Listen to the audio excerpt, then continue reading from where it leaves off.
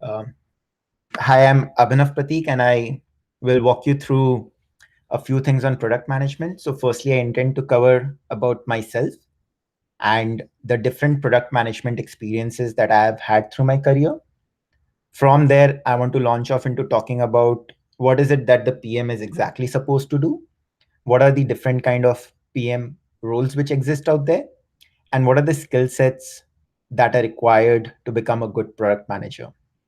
Hopefully that should answer a lot of your questions, and we'll have 15 to 20 minutes in the end for Q&A. So I'll start out by talking about myself a bit. So I completed my mechanical engineering from Indian Institute of Technology Kanpur. That was back in 2020, 2012. Post that, I worked at ITC Limited for a couple of years. I was in the personal care division at ITC Limited. Um, at ITC Limited, I was handling a premium fragrance brand called Essence Devils. I'm not sure how many of you have had experience with it. And I was a product manager for that brand. So that is the first place where I actually had my experience with product management. Although this was a non technical product, and I was building fragrances, working with different fragrance houses, packaging teams, R&D to build out the perfect fragrance product and conducting user research as well to gather good feedback. And that is where I realized that product management is something which I really want to do for the rest of my life. In 2014, I decided to launch my own venture because I thought that that would be a really good experience and a very good learning experience, specifically from both a product perspective as well as a personality building perspective. So I launched a company called Avshesh, which was primarily into building a marketplace for secondary products trading. As the co-founder of Avshesh, I was majorly responsible for building a product. Over here, I would like to take a pause and highlight one important point. Through my career, I have had product management roles in various organizations and at different levels for those organizations. So, for example, Avshesh, which I'm talking about right now, was a startup. And PM in a startup is very different with the other PM roles which I have had or which I'm currently doing at different and bigger companies, which I'll get to later. So, as a co-founder and the chief product officer for Avshesh, I was primarily responsible to build out a good product which could achieve a product market fit immediately.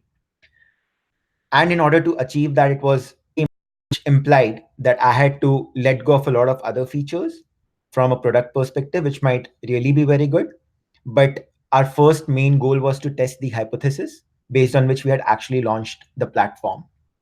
And that is one of the key aspects when you are working as a PM in a very young startup, because therein you're actually testing out your hypothesis, and or you might have to do away with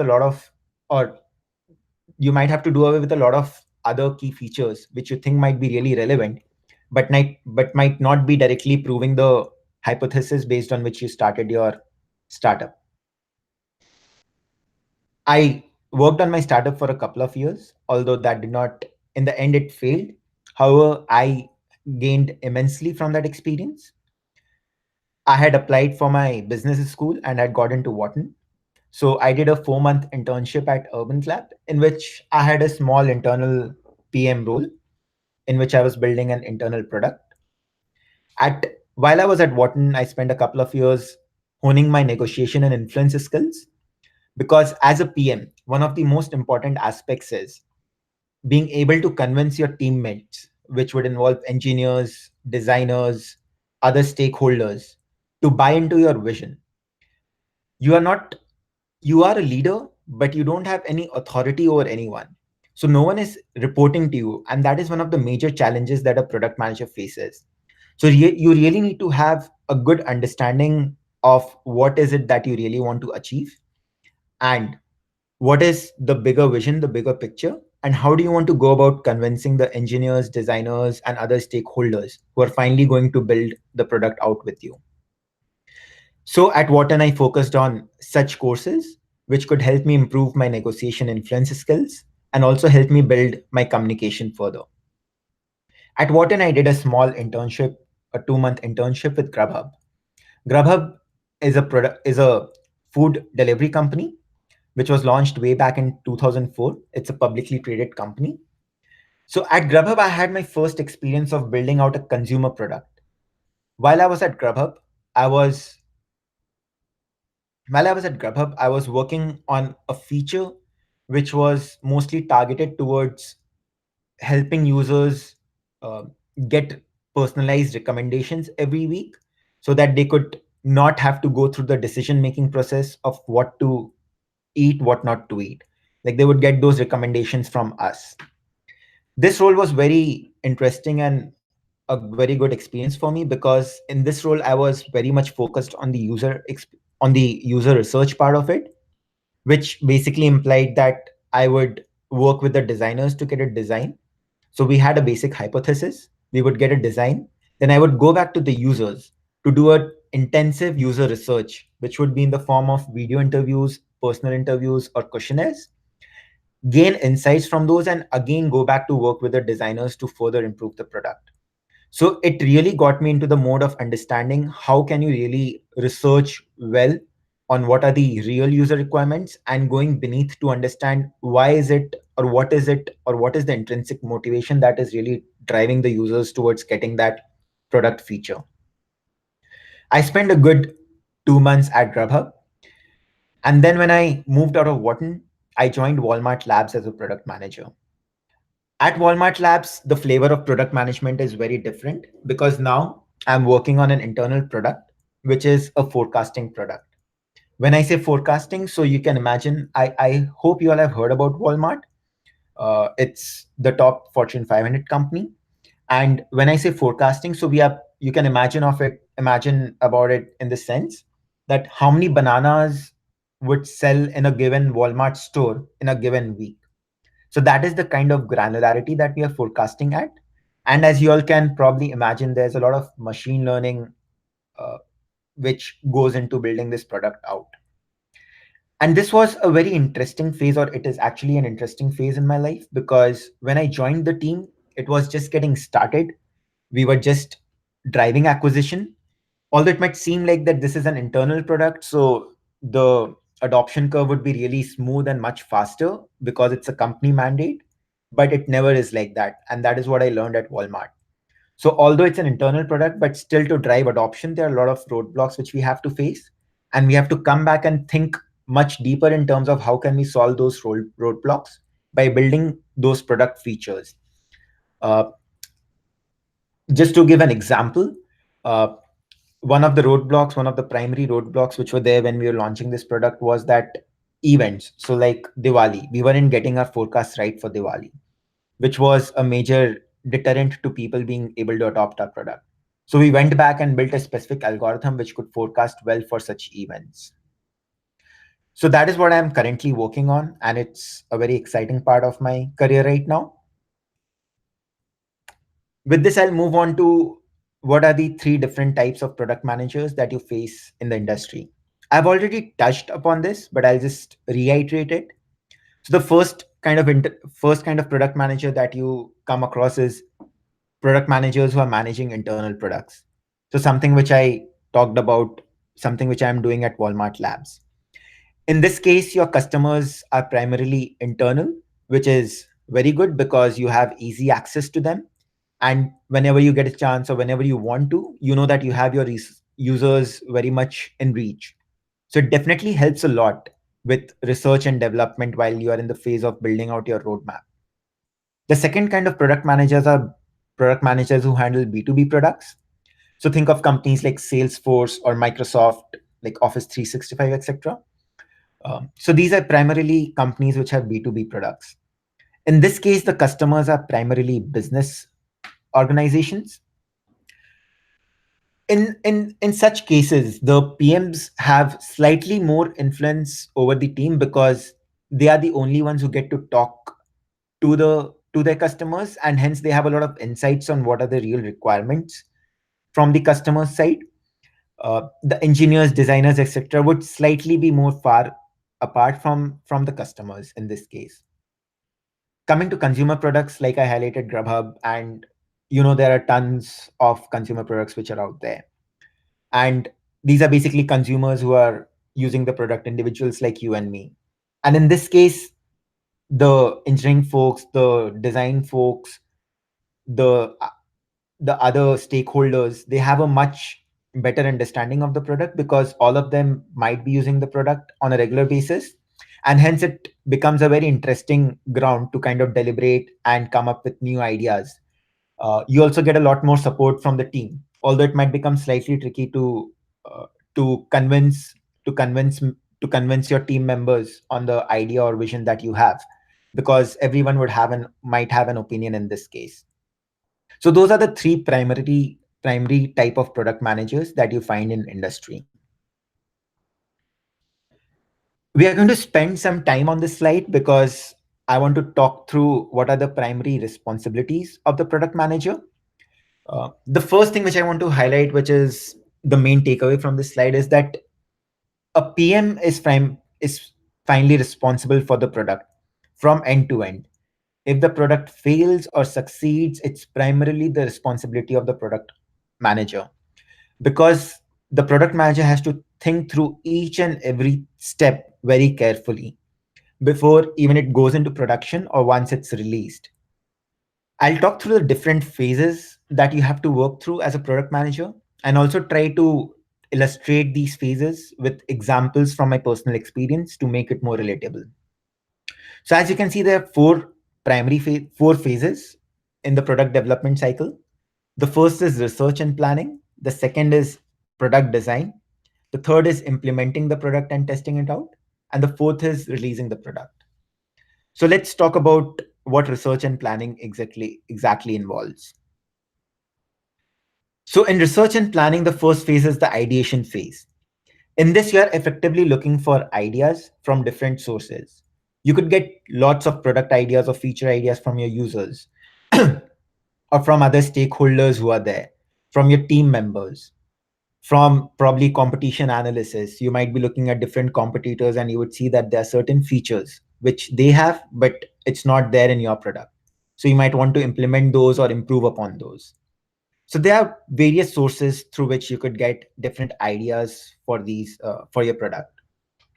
However, what's really important is not creating a big list of ideas that you have, but being able to act upon that list, prioritize that list, and understanding which product should go when into the which feature should go when into the product to make maximal impact in terms of adoption. That is wherein comes the user feedback part of it. So let's say you have a long list of 10 ideas that you have gathered through different sources. What do you do with it? So you got to analyze those ideas. And when you're doing that, you probably might want to go back to the users. You can go back to the users through two primary means. One is you could either send out surveys if it's possible, or the second way is you could hold personal interviews with those users to understand in much more detail that what is the real intrinsic motivation for that user to be using your product or the feature that you are planning to build. I'll talk about this from my personal experience at Grubhub. So I briefly mentioned that at Grubhub, we were building a recommendation engine which could suggest on a weekly basis what particular food items a user might like. So we had certain designs in place, but we weren't sure which design would work well and what were the features in the design that could work well.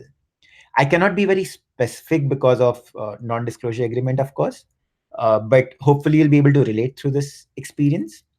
So what we did was we had a design in place. You can think of it as an image of the item with certain links which were linking to external articles, and also some text in terms of content, etc., like descriptions of the item. But we weren't sure how long. So there were a lot of questions in our mind. How long should this text, how long should the content be? Whether this external link is useful or not? How good is the image? So we wanted to understand more about these three different aspects of the feature that we are planning to launch. So we used a website called usertesting.com, which basically helps you conduct video interviews for very targeted users. So we designed an in-depth interview. We and when you One thing which you have to keep in mind when you're designing a user interview is that you start from a very broad perspective and then go into narrower questions. Because if you directly start from the narrow question, it's not going to help your cause, because the user might just say what you're looking to hear, but you might not get to, or you might not really get the bigger picture or the real use cases which the user is looking for.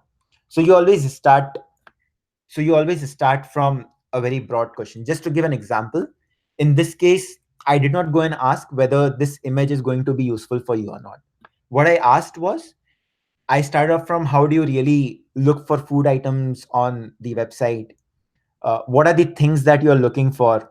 And through that, if I got to an answer that the image is really important, that was a much more, or a much better way to get to that answer, rather than directly popping the question that if the image is there, would it be useful or not?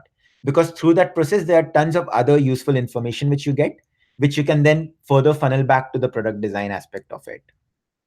So we conducted these interviews. We asked almost 20 people, and then I washed through each of these interviews with the questions that I had to gather actionable feedback, which I could take back to the design team and work on the design. So that is the kind of cycle which you have to work through when you're working on user feedback and kind of getting to the design phase. But you get your user feedback, you identify how important could different ideas be, and where does it really fit in the longer perspective. Then you get to a point where you want to understand how important could this feature, or how impactful it could be for the user in terms of driving adoption.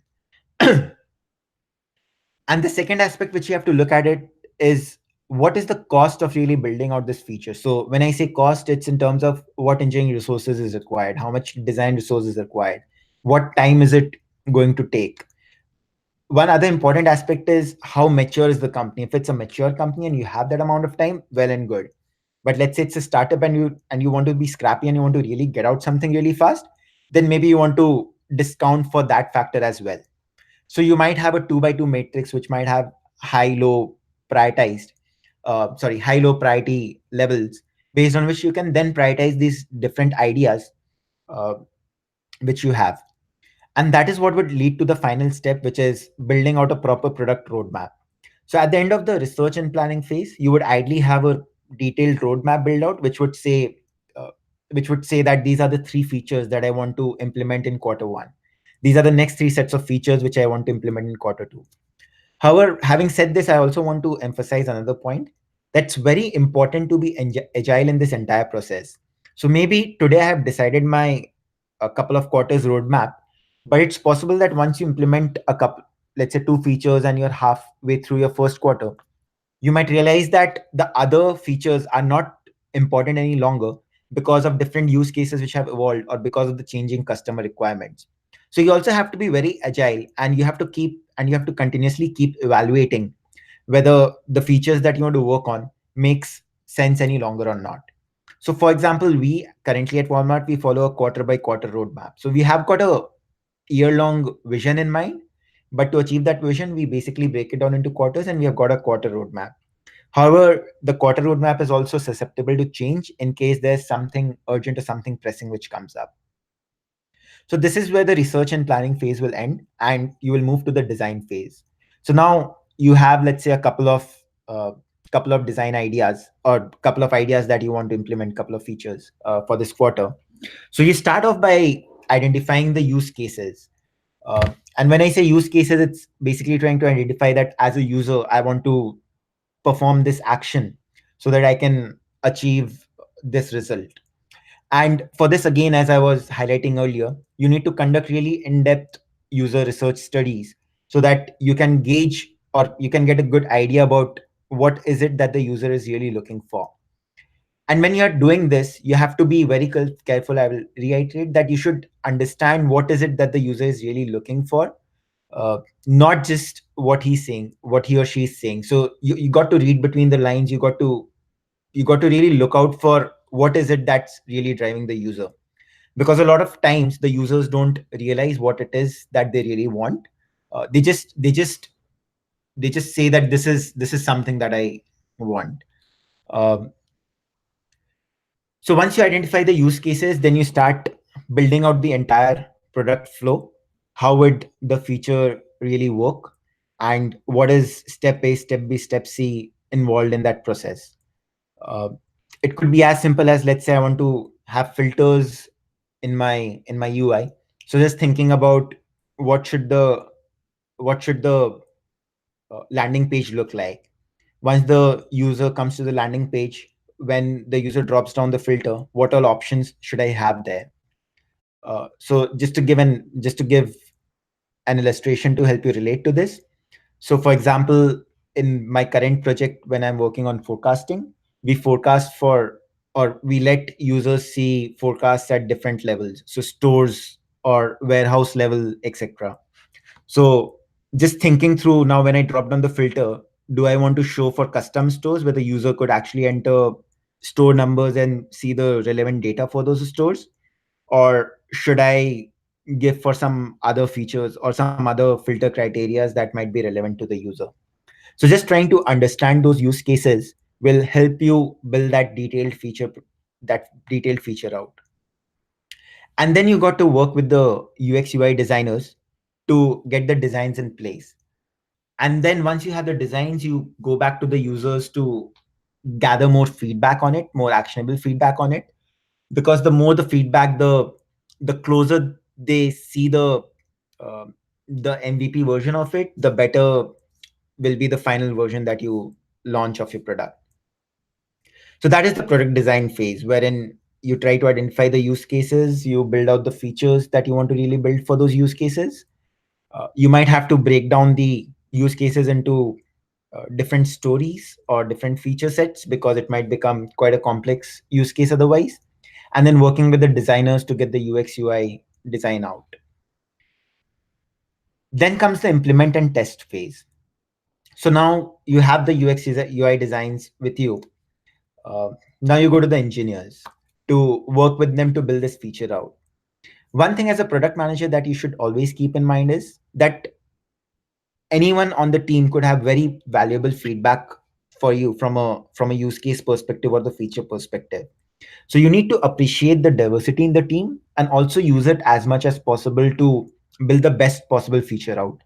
So in a lot of cases, what I've seen is I had something like fixed, a feature completely well built out, thought about, and then when I went back to the engineering team to implement it, they gave me an idea and I was like, okay, this really makes sense, I should have probably thought about it. And that was a great value add for the users as well. So that is why it's very important to always have an open mind when you are a product manager, and to be open to ideas from all everyone that you can get ideas from. But however, also being very analytical about it and being able to think through critically whether it makes sense to put it into the product right now or not. You also have to remember that as a product manager, you are the user champion. Like, you are the one who is watching for the user, and you want the best possible product or feature to roll out which can solve the use cases which the user is looking for. So you get together with the engineering team. You It's kind of a problem solving session wherein you talk to them about the feature that you want to build out. A few things they might accept easily, but then there might be a lot of technical constraints because of the existing architecture that you might be having. So at this point of time, I would also say that having a slight bit of understanding of how engineering works always helps product managers, because then you're not just relying on what the engineers are telling you, and you have an opportunity to be able to evaluate what the engineers are telling you.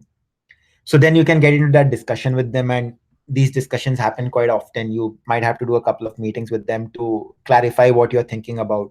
You really need them to buy into your vision. You need to show them that this is your vision, this is why this feature is really important. And the engineers will question you quite a bit. Like, in my experience, I've generally had that experience that engineers are very good about being able to question that why. And you might actually miss out on a few things when you're thinking about the feature. So while they question you, it really helps you to probably revisit and rethink again on a few of those aspects. And then being able to decide with the given constraints whether it makes sense to implement the feature in an as is format that you had decided, or it might make more sense to kind of maybe tone it down a bit, or break it down into two parts, so that one part could be taken up right now for production, which is more important, or and the second part later on. And that is a very often scenario which we face in product management. Once this phase is done, then the engineering team would work in a sprint. Most of the companies follow sprint, which is generally a 2 week period when you don't go back to the engineering team to tell them that this is not important anymore. It's typically a 2 week lockdown period wherein the engineers are working on the feature, and you are probably working on identifying what the next set of features for the next sprint is that you want to put in. Also, during this time, the engineers might reach out to you quite often to clarify different things, and you should also keep continuously checking in with them whether things are going smoothly or not. Now you have the product build out. What next? Once you have the product build out, you would want to test it and get more feedback to ensure that it works as designed. So one way is dog fooding it. You could just pass it around in your company and ask people to use the product. Especially if it's a consumer product, before launching that, you would definitely want that to be dog fooded inside your company, and you can gather feedback through that process to gauge whether the product is working as designed or not. Once you have done that, then there are a couple of ways in which you can go about gathering user feedback. So one is a UAT environment, the user acceptance testing environment. So for example, if it's an internal product, what we do is we have this UAT environment, which you can think of as a parallel production environment. And we roll out the new feature in this environment, and we let the users use the feature and give us feedback, um, to understand whether the product is working or whether the feature is working as designed or not. The other way, which generally works for consumer companies or consumer facing products, is A/B testing, which I'm pretty sure you all would have heard about. There are companies like Optimizely, etc., which help you perform A/B tests. So in that case, you define a metric that you're tracking. For example, at Grubhub, we used to track how many extra orders would we be placing if this feature rolls out. And then you have different mechanisms on that platform through which you can say that 1% of the population in, let's say, New York, or let's say in Delhi, would be subject to this feature that I have rolled out. And once you have and then you run the test for a statistically significant amount of time, so that you can get good actionable results and data which is statistically significant. And then you evaluate based on your metric whether the product performed as per expectation or not. And if it did, then you take it forward. If it did not, then you probably would want to go back to the whiteboard to think deeper about it. Why did it fail? And maybe you might want to go back to the research and planning phase, or the design phase in this case. But those are the two main ways in which internal product testing slash consumer product testing happens. The release phase, then once you have finalized that, okay, this product is good to be launched now, after all testing and uh, after testing, etc., uh, then you would want to go to the release phase. In the release phase, you want to be very clear about a couple of things. So one is, it's a transition for the product. If you think about it, uh, adding a feature, it's possible that it might break down a few other things in the product. So you might want to be very careful about what are the other things that might get impacted because of this release, and be prepared for it. Also thinking about, let's say it's a big feature which is being launched, then there might be a lot of other support teams which might have to support the feature. So seeing into whether those teams are ready to be able to handle incoming customer queries on that new feature launch or not. You'd want to be very clear in terms of your communication. So when you're launching, you would want to decide how to communicate this feature launch to your users, and also to help them understand what is this feature actually helping you do.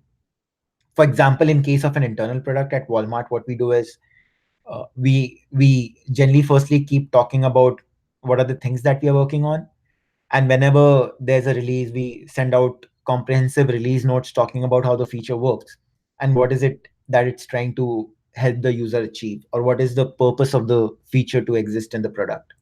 So ensuring that, or working on how you want to really communicate the release, is very important. And you can also call it marketing. So just thinking about how do you want to launch the product, market the product feature, uh, is of utmost importance.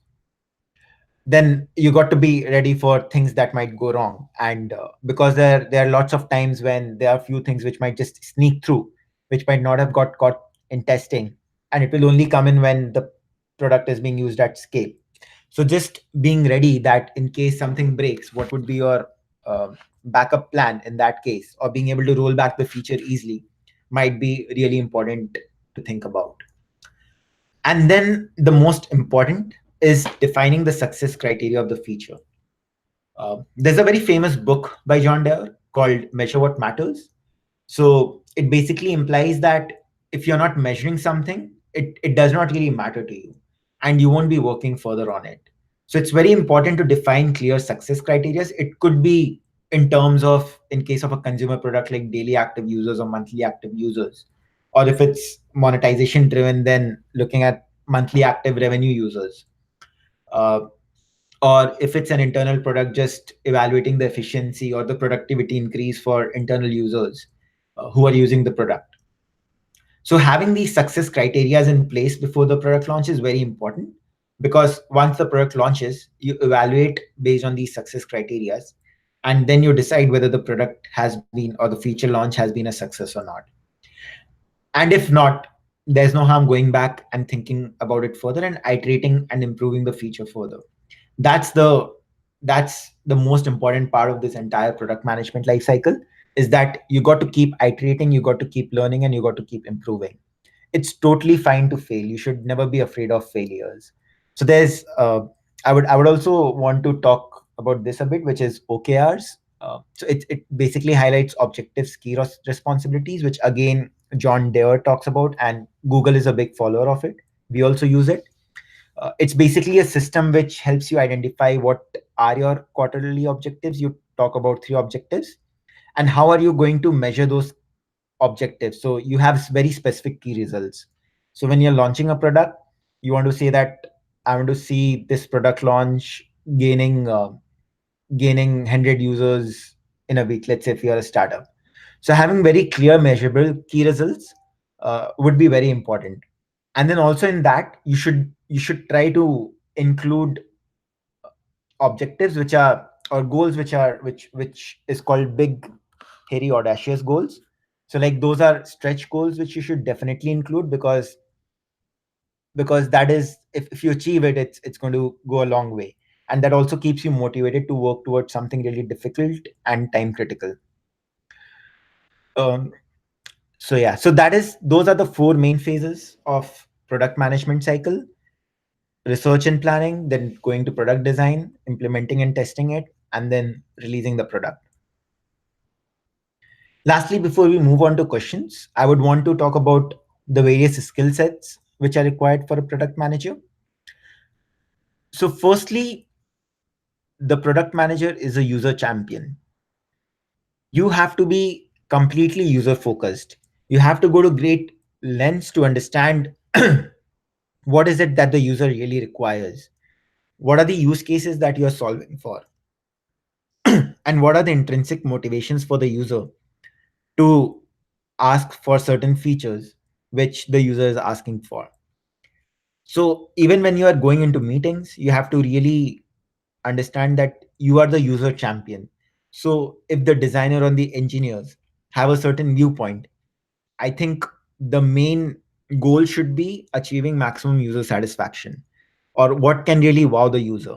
And once you put that into perspective, then generally it becomes a much more easier conversation also with engineers and designers. Or in case there are discussions in which certain constraints are coming up, then you have to really evaluate from a user perspective how important is this feature, and if you give away on something, then would it still work, or would it still be able to solve for the use case? So you have to always remember that you are the user champion and you have to be highly user focused. The second thing, or the second skill set that I would want to talk about, is being highly collaborative. So as a product manager, you don't have any power, so to say. No one reports to you, but you have to lead everyone.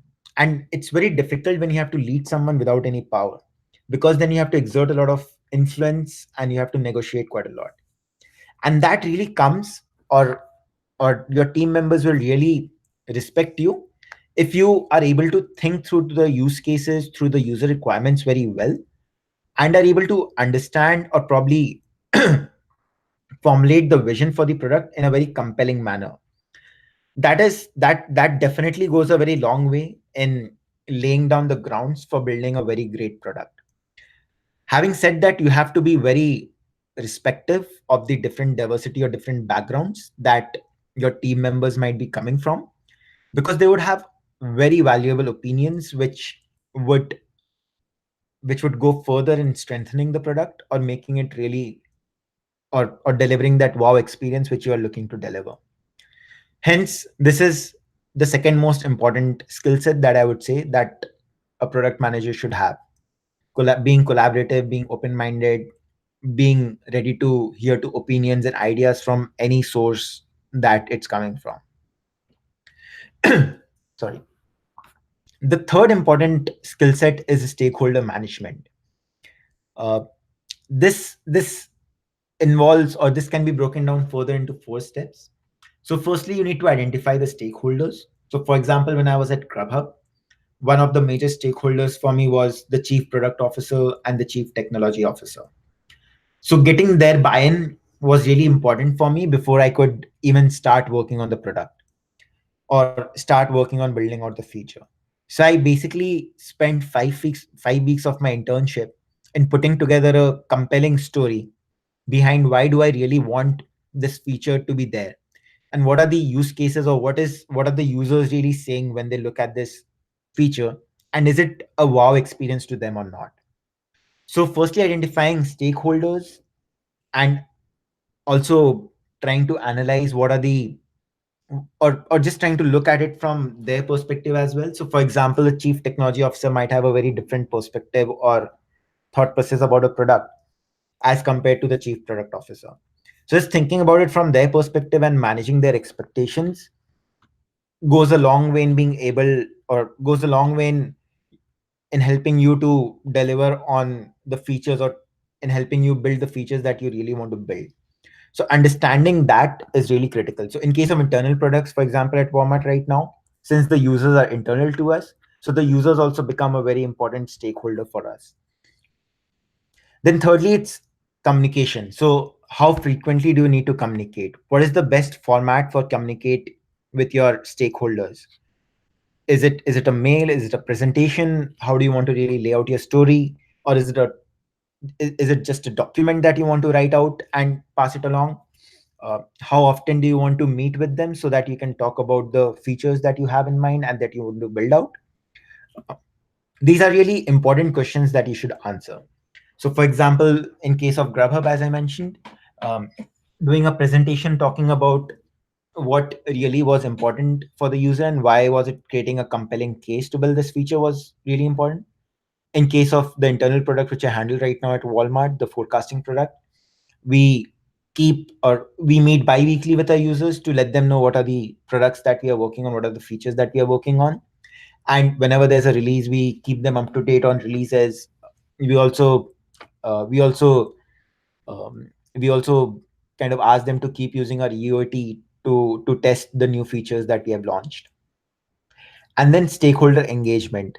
So that's basically, how do you want to engage your stakeholders? Is it through conversations? Do you want to meet them? So for example, right now my users don't so I'm based out of SF and out of San Francisco, and the users don't sit in San Francisco. They sit in a different part of America.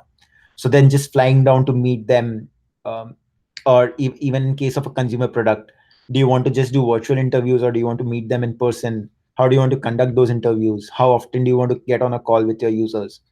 Um, or in case of a consumer oriented product, how often do you want to talk to your chief product officer, or your manager to whom you're reporting to?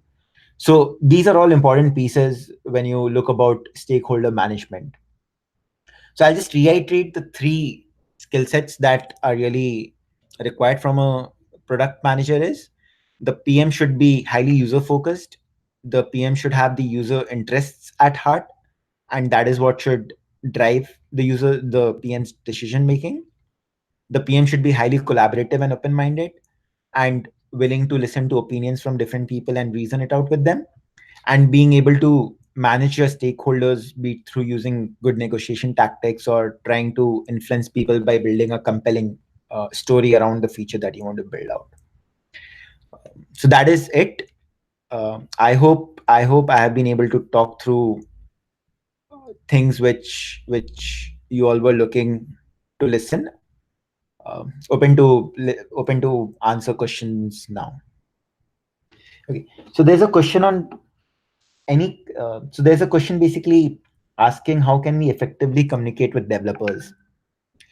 I think this is a question which keeps coming up quite often. So I'll try to address this based on whatever I've experienced so far. So I think with developers, one thing which definitely helps is having some understanding of the engineering aspect. So there are two different types of PM roles as well. One is a technical product manager role in which you are expected to have a much more or a much deeper understanding of engineering aspects of the product. And the second is a product manager role in which case you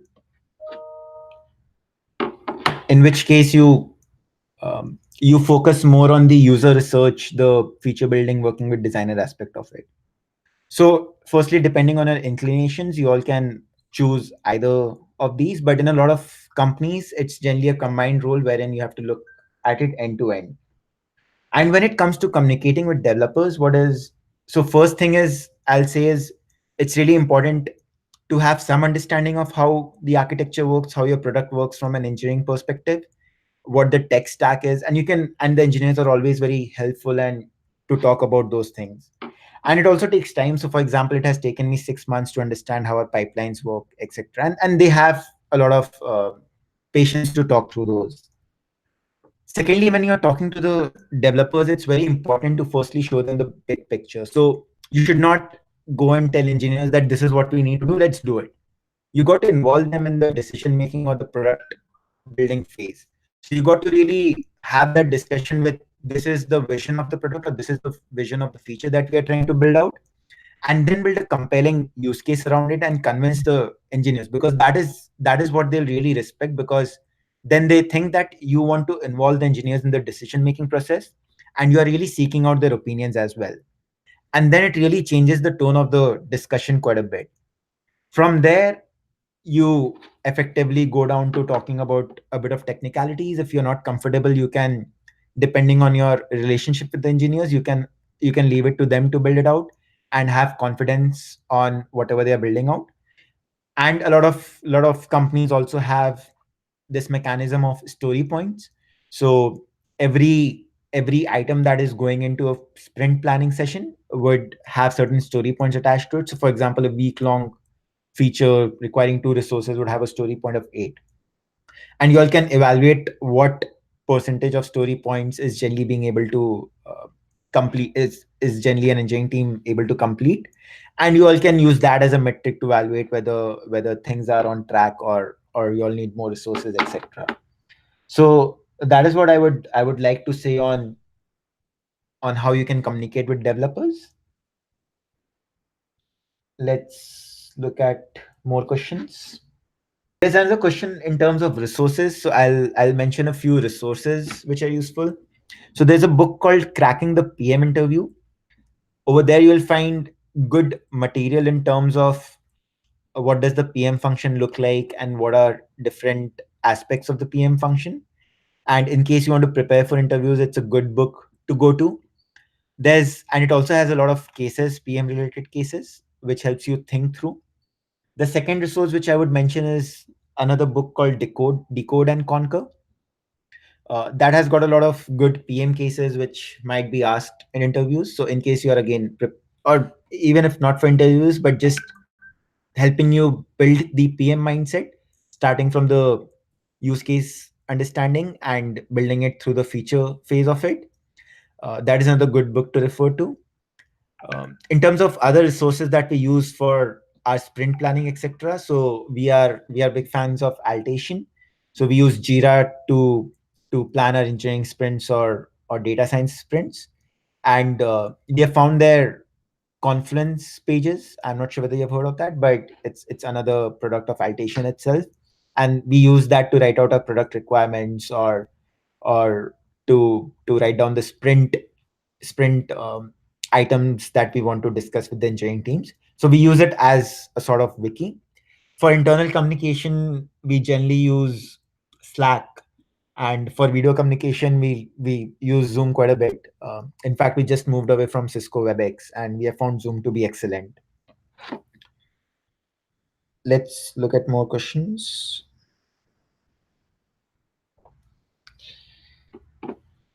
Then there's a question on being agile is important, but too much agility also hampers with consistency, and changing your roadmap from time to time might not be helpful. So I think I'll just go back to what I had briefly mentioned in my talk, that agility is important, definitely. And you got to have your at least quarterly roadmap fixed. But let's say there is a requirement which comes in, you'd have to really wait much more seriously in terms of the impact that it can create compared to the cost. Because and you would also have to see what is the trade off. So because if you want to build that in, you would have to remove a feature which you had planned to build, and then you would have to compare those two features. If let's say it's just one feature, it might be a bigger feature that you're looking at, but you'd have to compare those two features against each other to evaluate what you're losing out versus what you're gaining on. And if that analytical process really leads to compelling arguments for changing your roadmap, that is only when you should probably go ahead with changing your roadmap. Because we all need to understand that consumer needs or customer needs evolve with time, and we and that is why the concept of agility had come into picture. But it does hamper with your thought process. You might have been working on a feature for, let's say, a month to put it into a sprint, and then suddenly something comes up which you might have to trade off for. So it's important, and it I think an analytical approach to all of this, a data driven approach, is very important. So it's best if you can garner some data to measure impact, and it would be best if you could actually convert that to actionable metrics, like how much user adoption could you drop, could you drive if you change this in your roadmap. Okay, there's a question on, I'm a civil engineer student. What should I do to be able an engineer? So I'm assuming that you want to become an engineer. So I don't think your background in today's age of internet is important at all. There are tons and tons of good courses available on websites. All you need to do is start coding and practicing as much as possible. If you want to change your if you want to change your stream and want to become an engineer, you just got to practice it, take internships somewhere, build something. The best way is to build.